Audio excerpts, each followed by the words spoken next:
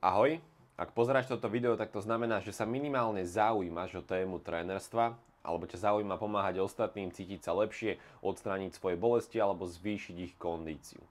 Toto video pripravujem najmä preto, aby som ti dokázal pomôcť posunúť sa na svojej ceste ako tréner alebo terapeut alebo mentor ostatných, nakoľko nie je to vôbec jednoduchá pozícia, aj napriek tomu, že dneska tzv. Fitness tréner je veľmi populárna profesia a nájdeš veľmi veľa ľudí, najmä vo fitness centrách, ktorí jeden týždeň cvičili a druhý týždeň už sú tréneri.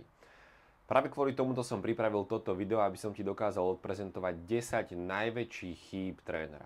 Pokiaľ ma ešte nepoznáš a si tu nový, tak mi dovol povedať ti pár slov o mne, aby si vedel, že to, čo rozprávam, naozaj funguje a naozaj má ten význam a má ten zmysel. Že to nie je len tak od hocikoho. Mám 24 rokov a aj napriek tomu, že mám 24 rokov, tak som bol schopný pomôcť obrovskému množstvu ľudí odstrániť bolesti. Som zakladateľom účtu Tréner pohybu, kde som získal za menej než pol roka viac než 70 000 sledovateľov. Trénerskej a terapeutickej práci sa samozrejme venujem dlhšie. Už viac než 6 rokov pomáham ostatným cítiť sa lepšie a odstrániť bolesti. Za toto obdobie som pomohol viac než 5000 ľuďom odstrániť svoje bolesti a aj v prípadoch, kedy už mali pocit, že im nič iné nedokáže pomôcť. Takisto som sa stal historicky najmladším trénerom v najvyššej hokejovej slovenskej súťaži v Extralige a taktiež som sa stal historicky najmladším olympijským trénerom, kedy momentálne pripravujem slovenského najlepšieho boxera na olympiádu v Paríži. Toto všetko sú úspechy, ktoré sa mi podarilo za moju trénerskú prax. A myslím si, že akokoľvek mám ešte dlhú cestu pred sebou, tak určite som bol schopný zvládnuť veľmi veľa a veľmi veľa sa posunúť a veľmi veľa ľuďom pomôcť cítiť sa lepšie. A tie výsledky hovoria naozaj za všetko. Veľmi veľa som sa snažil študovať a veľmi veľa som sa snažil vzdelávať a do dnešného dňa sa vzdelávam. Keď som mal 16 rokov, odišiel som do Dánska, kde som študoval vedu o športe. Potom som išiel do Írska, kde som bol prijatý na jednu z najlepších univerzít v celej Európe na rozvoj sily a kondície. A bol som prijatý na vysokú školu aj do Ameriky, do Anglicka aj do Ruska. Tým, že plynulo rozprávam aj anglicky, aj rusky, tak som bol schopný pospájať informácie a vedomosti z celého sveta a postupne vytvárať metódy, cviky, pohyby, ktoré naozaj fungujú a naozaj sú schopné čo najefektívnejšie a najúčinnejšie ľuďom dodávať tie výsledky, ktoré potrebujú. Na to ale, aby si bol schopný ostatným pomôcť, cítiť sa lepšie, odstrániť bolesti a splniť ich ciele, tak odbornosť nie je tá jediná vec, ktorú potrebuješ. Potrebuješ obrovské množstvo nástrojov a vlastností a zručností, ktorými musíš ako svetový tréner ovládať. Keď dopozeráš toto video, budeš mať informácie a vedomosti o 10 najväčších a najsmrteľnejších chybách trénera. Úplne prvá chyba je, a ja som pre teba pripravil aj podrobné vlastne PDF, kde týchto 10 chýb nájdeš rozpísaných. A úplne prvá chyba je, že tréner sa uspokojí so svojou súčasnou úrovňou odbornosti. To vidím veľmi často. Veľmi často si urobí tréner víkendový fitness kurz alebo nejaké základné vzdelanie získa a automaticky sa prestáva vzdelávať, prestáva sa posúvať a automaticky prezentuje svoje názory a svoje pohľady za tie najlepšie, za tie, ktoré najviac fungujú a dokonca začína útočiť aj na ostatných, ktorí môžu byť dokonca skúsenejší a mať vyššiu odbornosť, ale ten tréner to nevidí a v podstate zostal stagnovať na tej svojej základnej úrovni. Každý musíme niekde začať, aj bez ohľadu na to, kde si začal ty, aj bez ohľadu na to, kde sa momentálne nachádzaš, stále sa dokážeš posúvať. Ja do dnešného dňa chodím na tréningy ostatných trénerov. Do dnešného dňa čítam, vzdelávam a počúvam, či už od ľudí alebo od ostatných trénerov a mentorov o tom, ako robia veci a snažím sa skladať si tú mozaiku toho, ako by to naozaj malo fungovať. Pretože na obrovské množstvo ľudí budú fungovať proste rôzne veci a čím širší nástroj a širšiu odbornosť máš, tým lepšie a efektívnejšie dokážeš tým ľuďom pomôcť. Takže prvá najsmrteľnejšia chyba trénera je, že sa uspokojí so svojou odbornosťou. Prosím, nemysli si, že ak máš víkendový kurz za sebou, že už vieš všetko o trénerstve a už automaticky môžeš trénovať ostatných a poučať ostatných trénerov. Druhá najsmrteľnejšia chyba je, že si tréner neuvedomuje ostatné aspekty trénerstva. To je to, čo som spomínal, že nestačí ti len to, že môžeš mať XY vysokých škôl. Musíš byť dobrý psychológ a musíš mať perfektne zvládnutú komunikáciu. Toto sú dva najdôležitejšie faktory pomimo samotnej odbornosti, ktoré potrebuješ na to, aby si bol schopný svojho klienta naozaj dostať k tým cieľom, ktoré ten klient dosiahnuť chce. Bez toho, aby si vedel správne odkomunikovať s tým človekom, čo od neho chceš, bez toho ťa nepochopí a nebude schopný tie veci zduplikovať. A bez toho, aby si bol dobrý psychológ, tak nedokážeš navnímať reakcie, myšlienky a emócie svojho klienta alebo športovca a tým pádom takisto tá vaša spolupráca nebude mať nikdy také ovocie, ako by mohla mať. Ty potrebuješ svojmu klientovi rozumieť. To je absolútne najkľúčovejšie. Ďalšia chyba je, že neprispôsobuje sa kontextu svojho klienta, ale pretláča vlastné smerovanie. Toto takisto veľmi často zažívam v oblasti trénerstva, že tréner má nejaké svoje presvedčenie, má nejaké svoje nastavenie, smerovanie a každého, ktorého dostane, sa snaží do tých škatuliek vobchať a tým jedným smerom ho smerovať. Tá veľkosť toho trénera spočíva v tom, že bude schopný použiť svoje skúsenosti, svoje vedomosti a prispôsobiť ich na kontext svojho klienta. To samozrejme neznamená, že keď klient povie, že on chce cvičiť toto alebo jemu sa páči toto, tak tréner to bude slepo robiť. Tam prichádza ten aspekt toho psychológa, kedy dokáže ten tréner správne navnímať motivácie klienta, správne pochopiť jeho uvažovanie a postupne ho prispôsobiť na to, čo ten klient naozaj potrebuje. Stále ale berúc do úvahy kontext toho svojho klienta.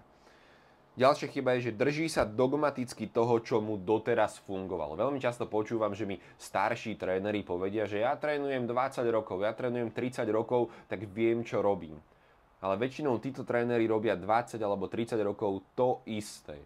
A to, že niekto robí niečo 20 alebo 30 rokov, neznamená, ak mu to fungovalo pri XY prípadoch, lebo samozrejme za to obdobie sa to množstvo prípadov, kedy niečo bude fungovať danému človeku nahromadí, ale to, že to fungovalo danému množstvu ľudí za dané obdobie, neznamená, že to je tá najsprávnejšia cesta.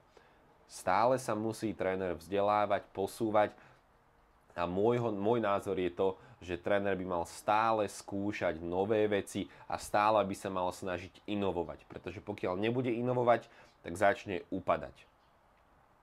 Ďalšou smrteľnou chybou je, že nie je tréner dostatočne trpezlivý a ponáhla sa za výkonmi skorej, než je klient pripravený. Akokoľvek máme samozrejme trénerov na rôznych úrovniach, aj čo sa týka odbornosti, ale aj čo sa týka smerovania. Máme trénera športového, výkonnostného, fitness, wellness trénerov, máme tu potom terapeutov, tak stále platí nejaká postupnosť, ktorá musí byť dodržaná pri danom človeku. Ešte skôr, než sa budeme ponáhľať za rozvojom fyzických parametrov a za výkonmi, je dôležité, aby tréner dokázal buď nasmerovať klienta, alebo sám toho klienta viesť tou správnou a postupnou cestou. Najprv musí byť zachovaná tá postupnosť toho, kedy človek je v bezpečí, kedy má správne návyky, kedy má správne stereotypy, nemôže byť zaseknutý v niečom, čo pri zvyšovaní výkonu ho zabrzdí a spôsobí mu nejakú bolesť. Takže pokiaľ ten tréner nie je dostatočne trpezlivý alebo nedokáže správne odkomunikovať s klientom, že treba to urobiť postupne a neponáhľať sa, napríklad veľmi často zažívam to, že človek chce schudnúť, príde k trénerovi, tak samozrejme ideme schudnúť, ideme behať na páse. Toto nefunguje. Takíto ľudia väčšinou po mesiaci dvoch končia, pretože im odídu kolená a odídu im kĺby. Vždy musí byť najprv zachovaná postupnosť a nemôže sa tréner nikam ponáhľať a ani klient by sa nemal nikam ponáhľať. Nepoužíva vlastnú hlavu a nie je schopný improvizovať. Máme veľmi veľa štúdiových a tabuľkových trénerov. Toto ale nie je svetový tréner, pretože v praxi zistíš, že človek ti príde v úplne inom nastavení, ako si ty pripravoval tréning. Alebo zistíš, že proste situácia a okolnosti sú úplne iné, ako máš ty naplánované a nachystané. A pokiaľ nie si schopný improvizovať, pokiaľ nie si schopný tie veci prispôsobiť na mieste, pokiaľ nie si schopný reagovať na situáciu, tak nikdy nebudeš schopný byť ten svetový tréner, ktorým by si mohol byť. 7. najsmrteľnejšia chyba trénera je, že sa sústredí viacej na dodanú hodinu ako na dodaný výsledok. Ja som nikdy netrénoval na čas, nikdy som netrénoval podľa toho, že začíname vtedy, končíme vtedy. Vždy som mal nejaký cieľ a nejaký výsledok, ktorý bol dopredu dohodnutý s klientom, ktorý sme museli stihnúť alebo museli zvládnuť a docieliť, či už v danej jednotke alebo v danom období. A vždy som pracoval s klientom dovtedy, dokým sme ten výsledok nedosiahli.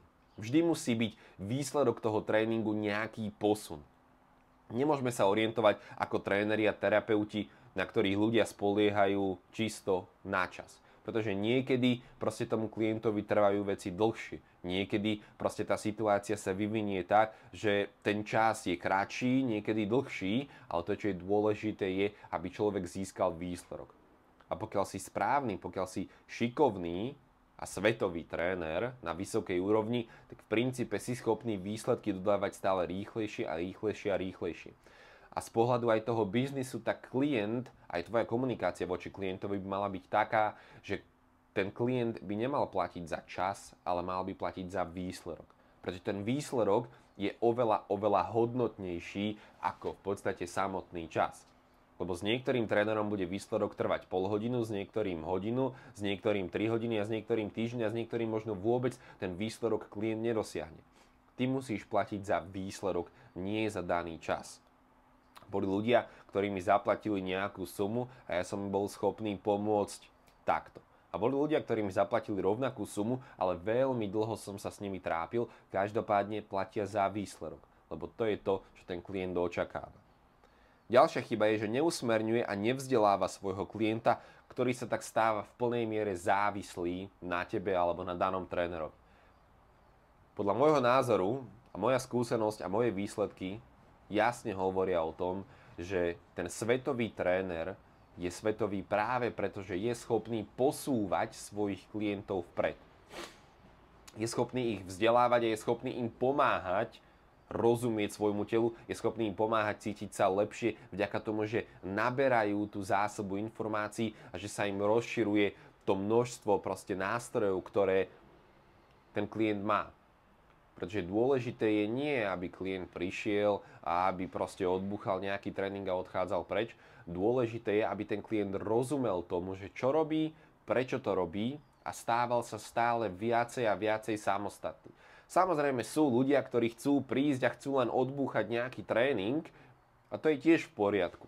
Ale väčšinou takíto ľudia idú k trénerom, ktorí nie sú svetoví. A ty, ak chceš byť svetový, ak chceš byť najlepší tréner, tak musíš svojho klienta viesť a musíš mu pomôcť vzdelávať sa, aby rozumel tomu, ako jeho telo funguje, čo robí a prečo to robí. Ďalšou smrteľnou chybou, 9, je, že nerozlišuje tréningové metódy od tréningových cieľov klienta. Aby som toto vysvetlil, tak veľmi často sa mi deje to, a zažívam pri rôznych tréneroch, že majú naučené nejaké tréningové metódy, a bez ohľadu na to, že tá tréningová metóda je efektívna na tento výsledok, tak síce má ten klient úplne iný výsledok, ale tú tréningovú metódu ten tréner aplikuje aj na ten výsledok, na ktorý tá metóda priamo určená nebola. Najmä pri tom terapeutickom alebo v tom terapeutickom svete, tak tam sa dá veľmi dobre dať príklad SM systém alebo DNS systém, ktoré sú systémy založené na napínaní bruchu a aktivovaní vlastne tých brušných svalov, stabilizovaní chrbtice, stabilizovanie trupu. Sú to veci, ktoré pomáhajú na bolesť chrbta, ale v akútnom stave. To znamená, že ak je ten tréningový cieľ klienta odstrániť tú akútnu bolesť, odstrániť to akútne vyžarovanie alebo vystreľovanie bolesti, SM systém, DNS systém je perfektný. Ale ak je tréningový cieľ už klienta, ktorý sa bude vyvíjať, ak je ten tréningový cieľ to, že chceme odstrániť bolesť natrvalo, chceme odstrániť tie príčiny bolesti, tak potom musíme zmeniť tréningovú metódu a to je úlohou toho trénera, aby bol schopný adaptovať seba, adaptovať svoje vedomosti a svoje skúsenosti v prospech svojho klienta a v prospech tréningových cieľov svojho klienta. 10. najsmrteľnejšia chyba je, že sa bojí byť vysoko ohodnotený, aby nemusel preberať vysokú zodpovednosť. Je veľmi veľa trénerov, ktorí berú 10, 15, 20 eur za hodinu a na jednej strane tí tréneri rozprávajú o tom, že oni by možno aj chceli zarábať viacej, možno by chceli, ale nedá sa, ľudia nezaplatia, nie je na to ten priestor, nie sú na to peniaze, konkurencia a tak ďalej. V formáte, pokiaľ si najlepší a pokiaľ si svetový tréner, tak tá konkurencia sa rapidne znižuje a vyvíja sa aj tvoja klientela, to je prvá vec. Druhá vec je, že ľudia sú vždy ochotnejší zaplatiť za kvalitu, ako len za kvázi nejakú kvantitu. No ale samozrejme, z pohľadu toho trénera, čím viacej peňazí si vypýtaš, tak tým vyššia je tvoja zodpovednosť a toto nie sú tréneri ochotní pochopiť a veľa trénerov nie je ani ochotných toto na seba prevziať. Pretože ja momentálne beriem 200 eur za hodinu. 200 eur za hodinu so mnou sa na prvý pohľad zdá, že je to krásna suma, čo aj je. Na druhú stranu, ale to pozadie je, že ja musím v prvom rade dodať výsledok hodný tých peňazí a v druhom rade je to obrovská zodpovednosť, aby som ten výsledok dodal. Takže nie je to o tom, že niekto mi dá peniaze a ahoj, ale je to o tom, že ten človek zaplatí za vysoko kvalitnú službu. A pokiaľ si tréner na začiatku, tak potrebuješ naberať skúsenosti a potrebuješ sa posúvať vpred. Ja som začínal trénovať zadarmo, potom za 5 eur, potom za 10 eur, potom za 20, potom som išiel na 30, potom som išiel na 60, potom som išiel na 118 a dneska som na 200 eurách za hodinu. Je to proces, ktorý trval roky, ale postupne sa vyvíjala moja odbornosť, moja skúsenosť a moja schopnosť dodávať tie kvalitné výsledky hodné tých peňazí. Ale samozrejme, čím viacej peňazí máš dostať, tým viacej rastie tvoja zodpovednosť. A to je nie veľa trénerov ochotných toto na seba prevziať, lebo z vlastnej skúsenosti hovorím, že nie je to jednoduché získať obrovské množstvo peňazí za nejakú službu, lebo potom je na tebe, aby si tú službu aj reálne dodal. A pre veľa trénerov je žiaľ oveľa jednoduchšie urobiť to, že si vypýtajú 20-30 eur a stoja opretí a rozprávajú sa o tom, aký mal klient ten deň. Je veľmi dôležité, aby ti na klientovi záležalo a je veľmi dôležité, aby si dodával odbornú, kvalitnú službu na najvyššej úrovni. Pokiaľ nechceš dodávať službu na najvyššej úrovni, je to v poriadku, ale potom moje vedenie nie je pre teba, pretože ja pracujem s najlepšími, pracujem s ľuďmi, ktorí chcú byť najlepší, pracujem s ľuďmi, ktorí chcú byť víťazi. Pokiaľ ty nechceš, tak je to úplne v poriadku a ak si spokojný na svojej úrovni, je to úplne v poriadku, vôbec sa nehodnotím ani nekritizujem, lebo je to fajn. Ale pokiaľ chceš byť najlepší, pokiaľ chceš byť svetový a pokiaľ si víťaz a máš to nastavenie, tak ja ti ukážem, ako na to. Prvým krokom je, vyvaruj sa týchto 10 chýb, zmeň svoje uvažovanie a výrazne sa posunieš smerom dopredu. Teším sa na teba pri ďalších inštrukciách a pri ďalšom videu. Zatiaľ ahoj. Verím, že sa ti video páčilo, verím, že sa dozvedel veľa nového a pokiaľ máš záujem so mnou spolupracovať a máš záujem o to byť mentorovaný priamo mňou, tak napíš na profil Učím trénerov do správy, napíš mi, že máš záujem so mnou spolupracovať, máš záujem o to byť mnou mentorovaný a ja ťa prevezmem do môjho tímu, aby som ti pomohol stať sa svetovým najlepším trénerom na najvyššej úrovni. Budem sa na teba tešiť.